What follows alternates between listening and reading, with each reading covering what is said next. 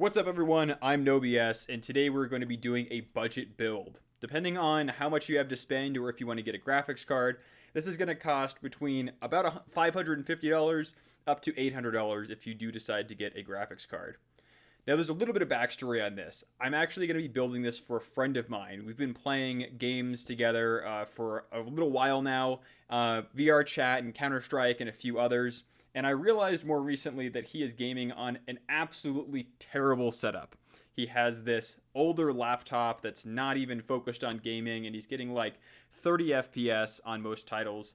And especially in stuff like VR Chat, that's just a terrible experience, and he's also gotten motion sick a few times. So I contacted him and I said, why don't you let me build you a PC, and I'll keep it as cheap as I can while still having good performance that'll last you for years to come. The machine that I'm building is going to have solid performance at 1080p, with some titles being able to be played at 1440p. There's also going to be decent support for VR games, not totally capping out at frame rates, but good enough to be plenty well playable. The second thing is I wanted this build to be more compact. Will has a bit of a constrained setup. I won't get into too much details, but he's got a small budget and not a large living space right now. He's also planning on moving probably within the next 6 to 12 months, so I wanted something that wasn't going to be too big to haul around, especially because he's flying out here so that I can show him the build firsthand, and we're also going to hang out a little bit. With all that said, let's get into the build, and I'll talk about why I picked everything I did. Alright, let's go ahead and jump into this build. First, let me talk through some of the parts that I picked out here. So, starting off, the most important thing, we have our Ryzen 5 5600G.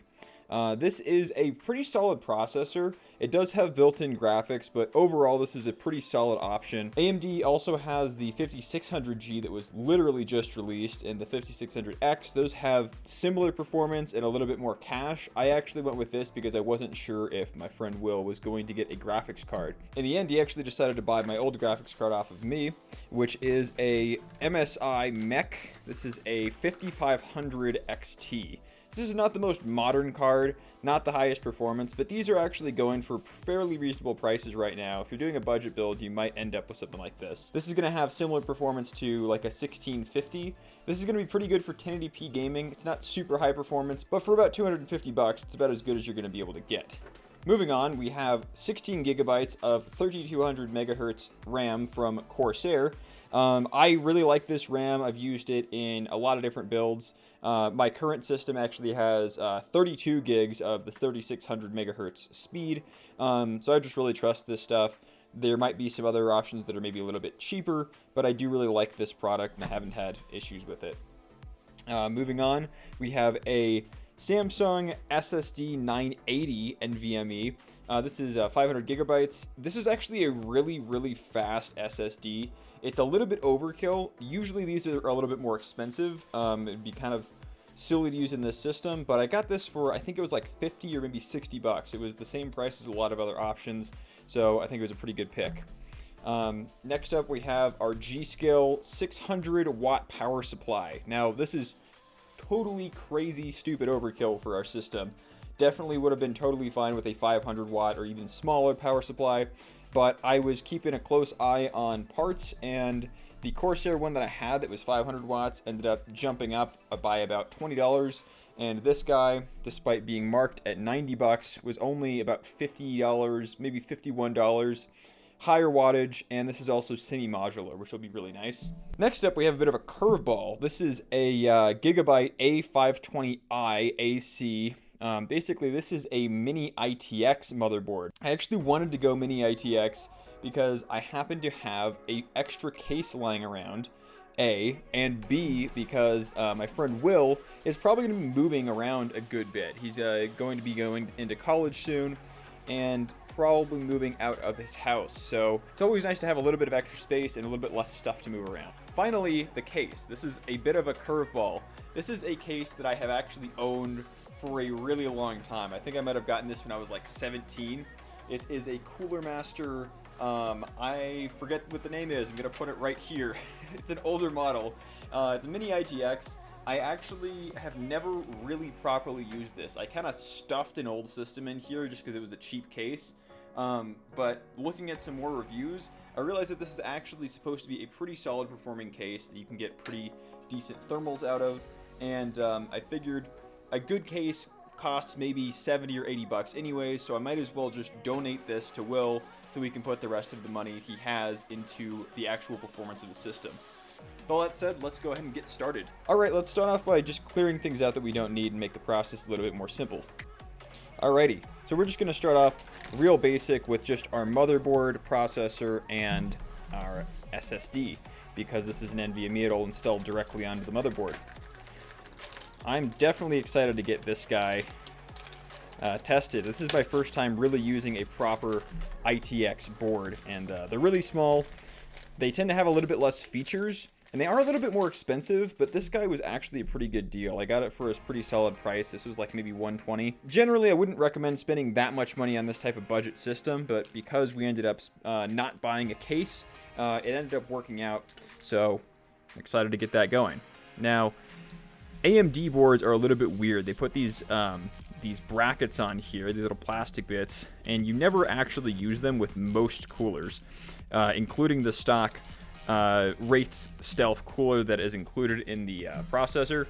So it's a little bit interesting that they do that. I think that maybe some companies use this as a bracket to attach onto, but in general, I think it would just be smarter if AMD saved the plastic and the extra cost of popping these bad boys on here. It's just not really a great use of material, but we're not going to be using those today. I'm going to pop that off to the side. Also, let's give a quick shout out. This is my first video that I have made where I'm using 3 cameras. So say hi to camera 3. I just wanted to make sure I had good coverage for this because I didn't want to have to end up rebuilding this computer. And this is the first time that I've ever actually recorded myself building a computer live. So hopefully all goes well. Alright, pop that guy to the side. And I will keep my screws nice and organized. We'll just go ahead and pop these right here. 4 isn't too bad to keep track of. This is my... Keep that knife off to the side. I'm going to be using it plenty today. And I'm going to move this. So let's dig in here. So in here we should have the cooler. And then we got our Ryzen 5600G. Toss this off to the side. I really like using these little stickers that they include in the box. Here, I'll use these little stickers that they include in the box. I actually really like popping those on the cases. Maybe it's kind of just a nostalgic thing for me, but I think it's really neat to have like a little nod to what you have in your system. And I'm super paranoid about getting static on anything here. Static isn't something you usually need to be super worried about when you're building a system. Maybe some newer builders might be really sketched out about that. I've never broken a component in all the time that I've built computers. Focus on this real quick so I get this lined up proper. Looks like it should be the right way. Okay. Just pull the little tab. Nice. Now, I've never had issues with components breaking from static, but where I live, I get a lot of static. I notice that all the time when I walk up and touch stuff, I end up shocking it, so it is something I just want to be a little bit more mindful in this situation. Now, it's nice to have an upgraded cooler on your system. Definitely something that I recommend if you have the extra budget for it. I'm personally the kind of guy that is really sensitive to sound. I don't like things being any louder than they need to be, and I've spent endless hours on various systems trying to get things super quieted down. But when it comes to actual just straight up performance, it's not something that's really going to show a lot of benefit. You can totally use the stock cooler for a while, and then when you have 30 or 50 bucks, or maybe a little bit more if you want to go with a higher end cooler, you can always do that. But unless you're overclocking, it's not super necessary. All right, I'm going to take a quick glance here and find out where the CPU fan goes. That was well hidden. I'll show you this real quick here. So when you're setting up your system, one thing that you want to make sure that you get right is plugging in your fan to the proper header. So you can see here, this one is labeled CPU fan. You do not want to plug your CPU cooler into the wrong socket, or else things are going to be really bad and your performance is going to be very subpar. These days, you don't really need to be too concerned about your computer actually blowing up and stuff like that. There's plenty of thermal protection in place. The trade-off for that is that you'll just end up with really bad performance and you won't really understand why. And if you plug something into the wrong spot, and that's probably the reason. I'm pretty particular about how I like to tighten pretty much everything. I work on cars and motorcycles too, and I'm just very used to going around in this sort of tedious order where you do a star type pattern, because you don't want to really tighten down one side and then go around and start tightening another one. You want to do very progressive, slow turns on every screw. Even though it takes a lot longer, it ensures that you don't end up bending or otherwise damaging parts, especially when they're good and expensive like this. All our pressure looks good on there. And do not forget to plug in your fan. It's a little slot right there. And we'll slide that in. Okay. So we'll try and cable manage this a little bit. It's not going to be perfect. You're going to have some stuff hanging off, but this is also not a case that has like a glass side panel where, you know, you're going to see cables everywhere. We're going to go in here. Not the best way to use a knife, but there we go. Slash that guy open. And, oh yes. Okay. And then we're going to need a smaller screwdriver because there's this little screw in here that we need to pull out. And then we just carefully insert this in. You need to use a little bit of force, but you want to make sure that this little tab is lined up. So just going nice and snug. Don't force it. I also like to back out screws just a little bit when you get them in the right spot.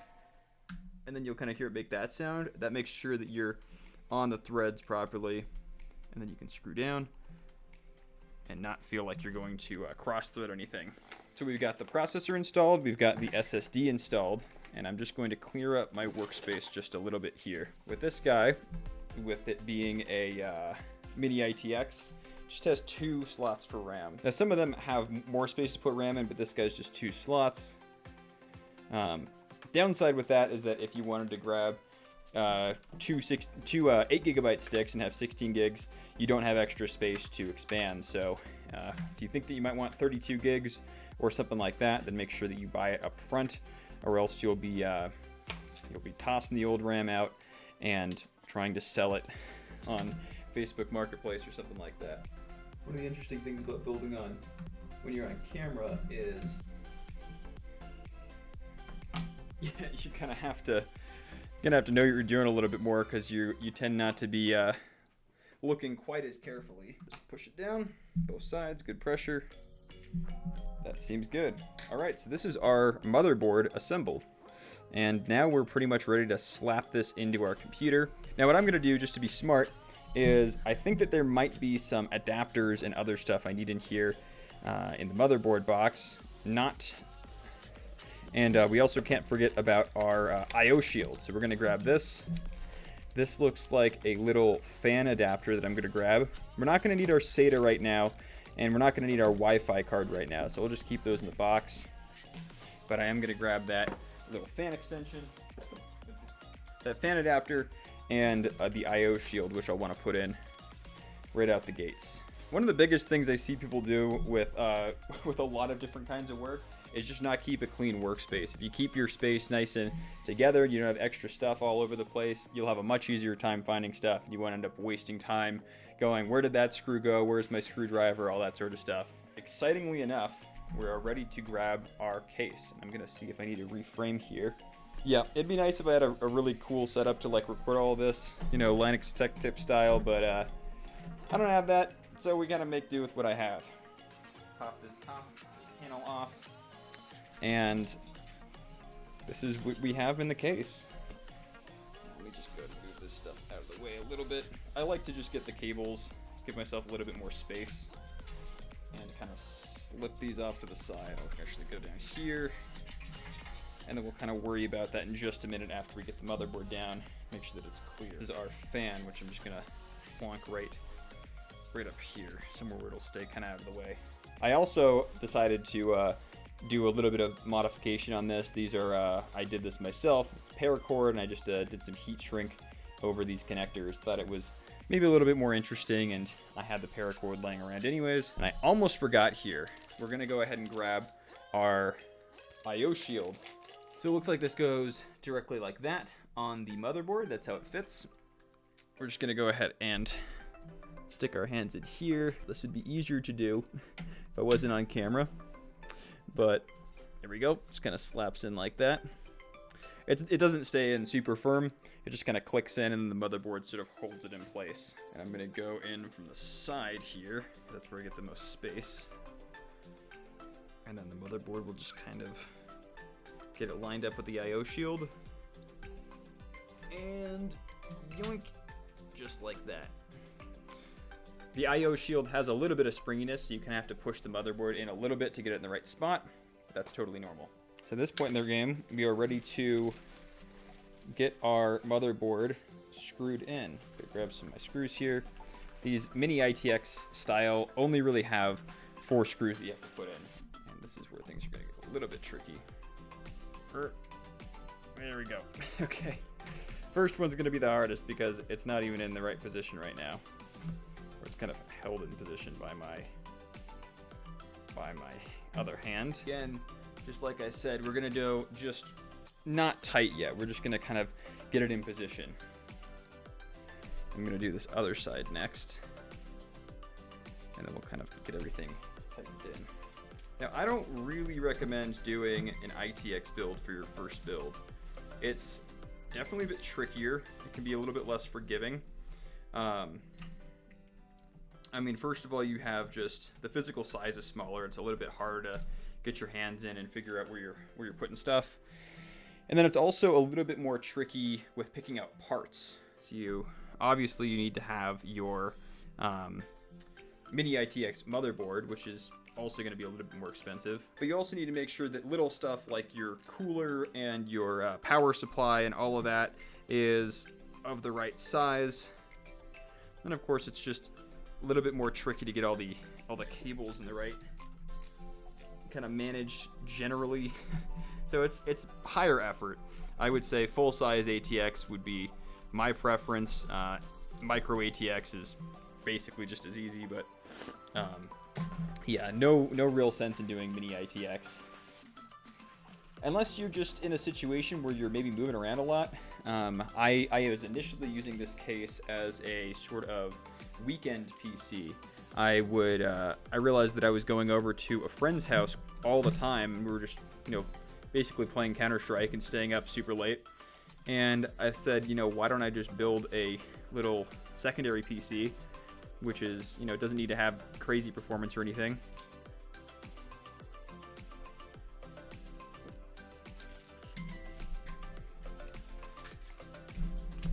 So I said, why not just build a second PC?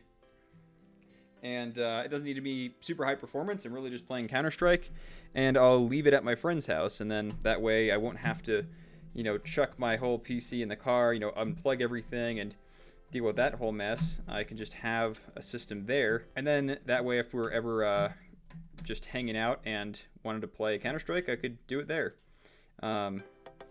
The really big noob mistake that I made was that I actually did not buy a mini ITX motherboard.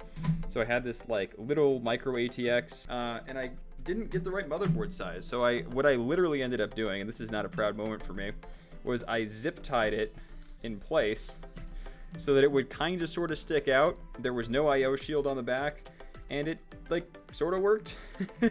And then I ended up kind of using that system for just various, fussing around with different stuff, but never got really any serious use. And then this case has literally been sitting in my closet for some time now, so I'm happy that it's getting some use finally. Alright, we do actually have a USB 3.2. I could have sworn that I was looking at this board and I saw that there wasn't a front panel USB 3 connector. So that's really nice. These are a really annoying bulky connector that there's just a ton of pins and you don't want to get them misaligned or bent. So I'm going to take my time with this part, but there's a little tab see, like here, there's this little tab that sticks up, and you want to make sure that that lines up. And then just nice and easy. Kind of rock it back and forth. Just don't want too much pressure on it. Okay, and that kind of just go like that. Our other USB, it's going to be right here. A lot of the times it'll be silk screened on the motherboard. Sometimes it's hard to read. It can actually be quite useful if you have the motherboard manual handy, especially if it's your first time building stuff. It's just an extra little confidence boost, and then you don't have to super second guess yourself and worry if you're plugging things into the right spot. Oh my god, this thing actually comes with a disc. That's wild. I don't know anyone that still installs anything off of a disc. So now we're going to do our front panel I/O. This is always fun. And most of the time, what they'll do with this is the cables are pretty much always separated like so, and you kind of have to search where they are, especially if you're not used to doing it. I'm not going to lie to you, I don't remember off the top of my head what the layout is. And it doesn't appear, just going to double check, but I don't believe that there's an adapter in the box. Doesn't look like there is.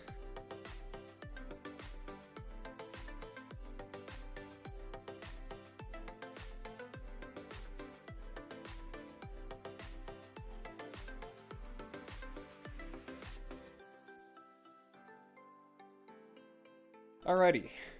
I'm not gonna lie to you, getting those little front panel connectors in there was more of a challenge than I expected. It's pretty difficult to get in there. Apparently, not all the new motherboards show you what the arrangement is.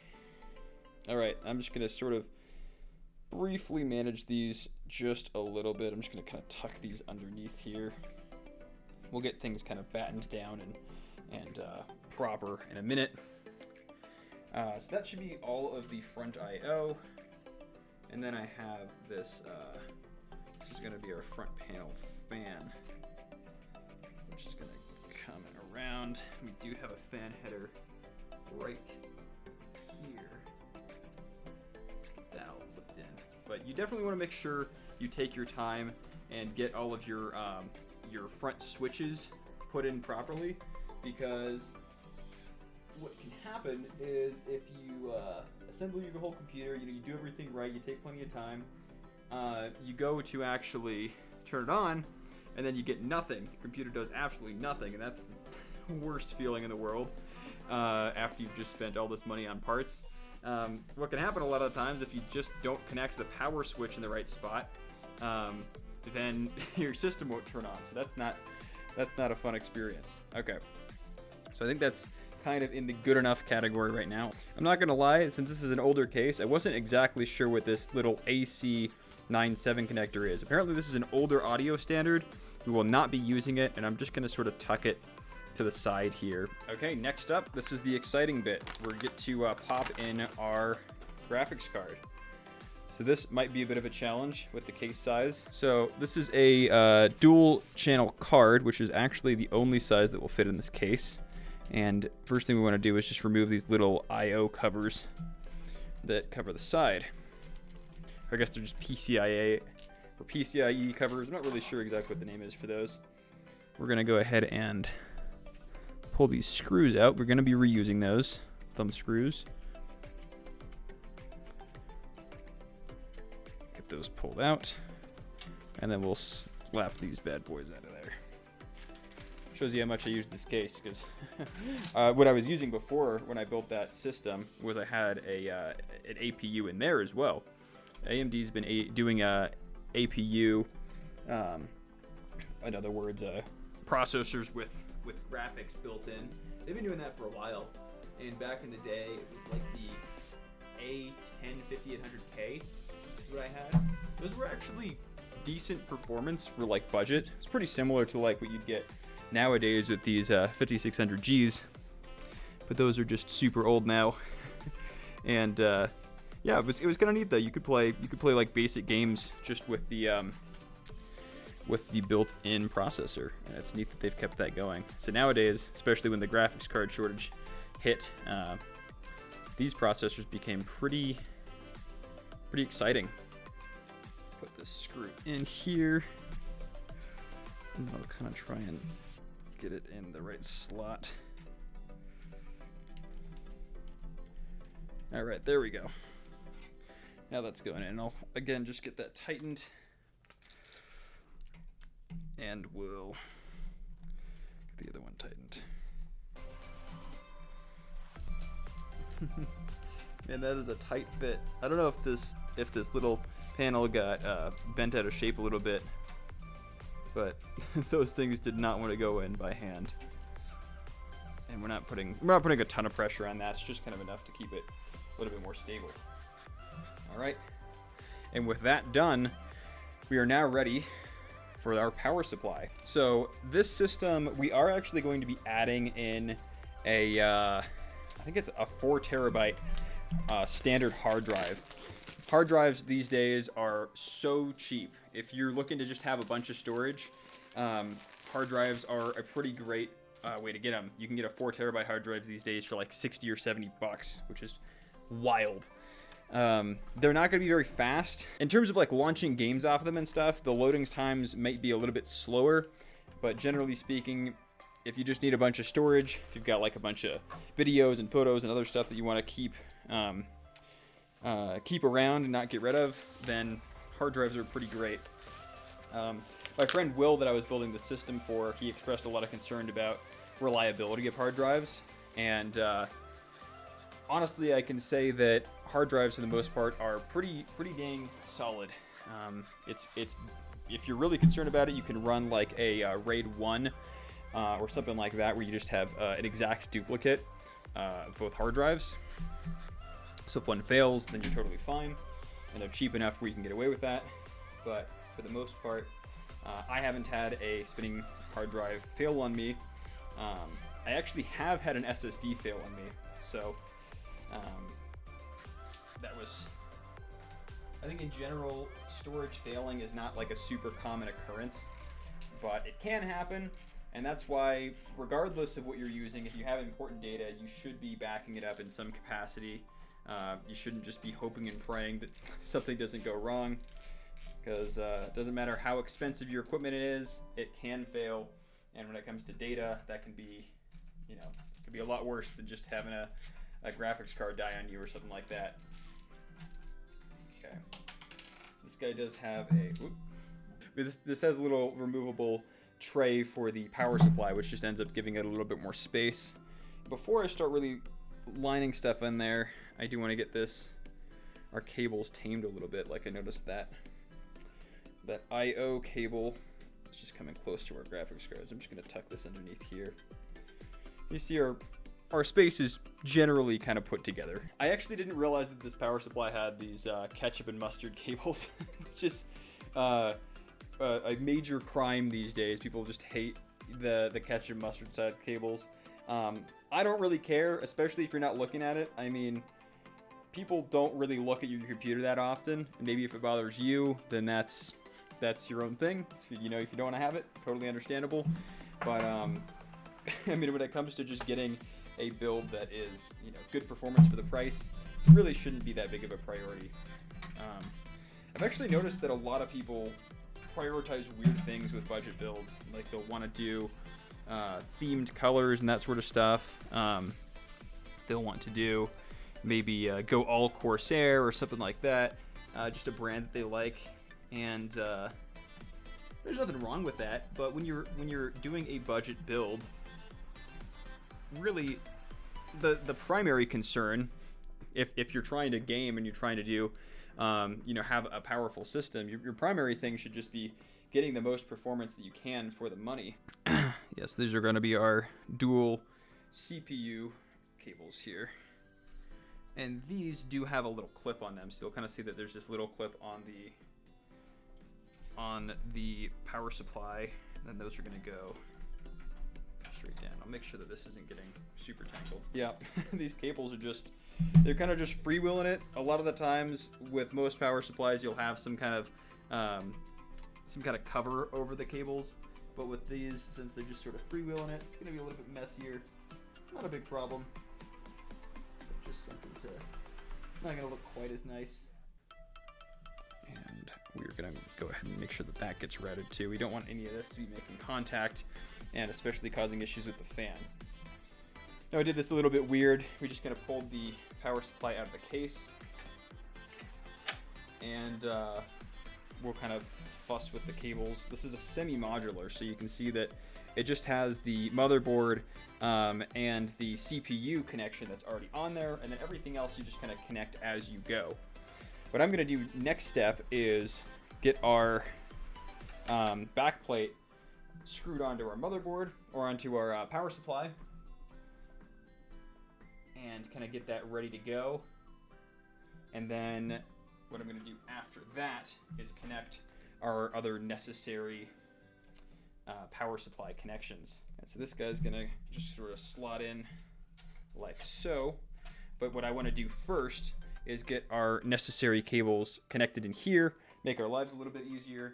Now, just as a little reminder to myself, I'm going to go ahead and pop a SATA connection in here for the hard drive. We're going to pop our SATA connection in here to just whichever one it wants to click into. I'll move this a little bit more forward. So you can see our connection there. Now our case is starting to get fairly cluttered. I'll click that guy in, good snap, and I'm gonna pop this right up here.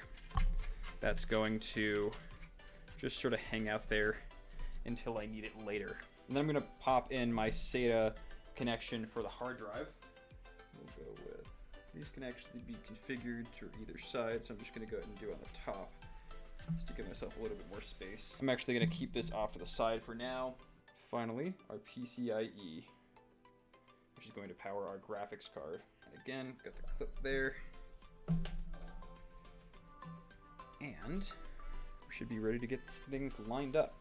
So what I want to do is sort of do a test fit in here. I'll shove these through and just kind of on top. And there we go. So I'll kind of shove this through, and I just want to see how everything's fitting. We're not even going to screw the power supply in or anything like that. It looks like that cable, I'm looking around here from the side, it's not contacting the top of the CPU cooler, which is good. And not too concerned about that. If we have some extra space, it would be nice to do a little bit of cable routing, which it looks like we're going to have a little bit of extra space. Maybe I can even be fancy and shove this to the side. Just so it's less of a tangle, less of a mess. Can, in some cases, help with airflow. It can definitely help with just getting the side panels off and on, so it's a nice thing to treat yourself to.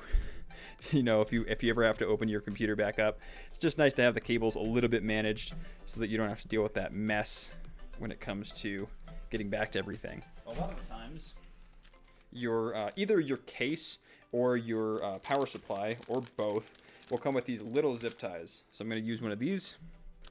And finally, my C camera is in a decent spot to actually be helpful. I'm going to pop it through here. And we're going to pull this cable back. I'm just going to put it on real loose just to start. Just a couple of, there we go. That's fine for now. And you can also see this cable sort of wants to go all over the place too. I'm also going to pull this back and just sort of grab it over here. I could have just tied those both together, but that's totally fine. It's not a problem. I'll grab another one of these guys. Again, not a totally necessary step, but this is just the kind of stuff that I like to I like to go the extra mile and take care of. Especially since this is not my computer, you know.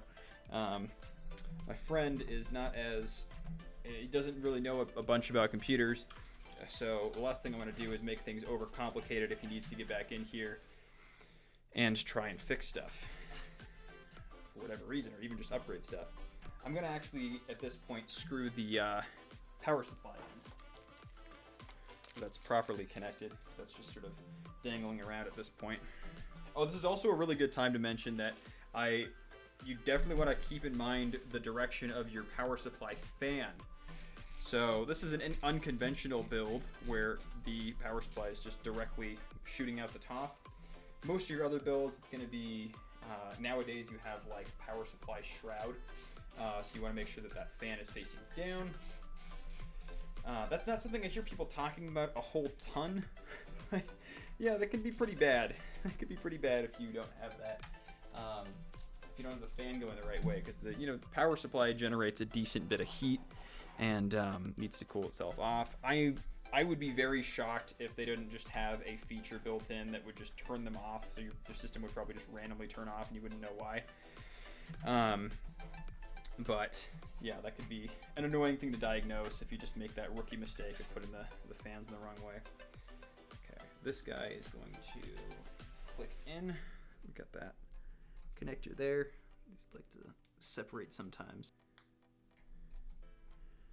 So you want to make sure that these things are nice and tight together.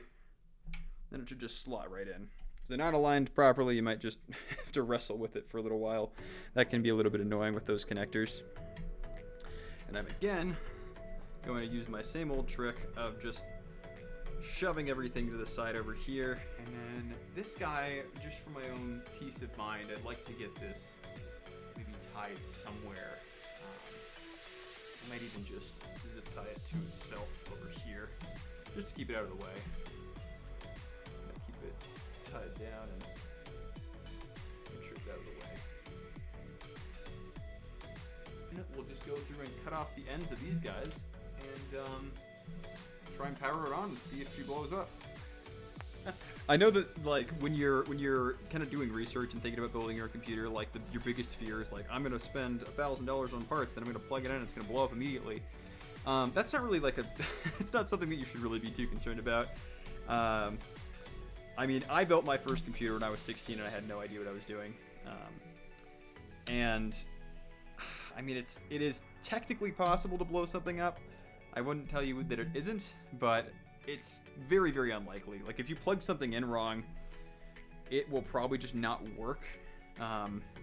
More than anything, I mean, all the stuff that you need to connect together really only goes in one way. So the odds that you're gonna like seriously screw something up are I'd say fairly low. The odds that it doesn't power on the first time, that's, I don't know, that's like maybe 50-50. It could happen. And if it does, know that it's probably a stupid mistake. Well, that said, I believe that we are all set with our mini ITX computer. So I'm gonna just go ahead and power this on real quick and see how she does. All right, so the PC is all built, and I'm not gonna lie, I wanted to do a first power on just to show that everything worked. But at this point, I have already installed Windows and done some configuration. Let's see here. Actually pretty happy with the volume level. I personally don't like when computers are too dang loud, and I'm happy with the setup that I was able to get. Now, the email that I have on here is just totally BS and made up, but you can see I've already got a few things installed. I got Discord and Steam running, and if you want to see more about how this computer performs and what I did to get it all set up and ready to go for my friend Will, keep on checking out the future videos. With all that said, I am NoBS, and I will see you guys soon.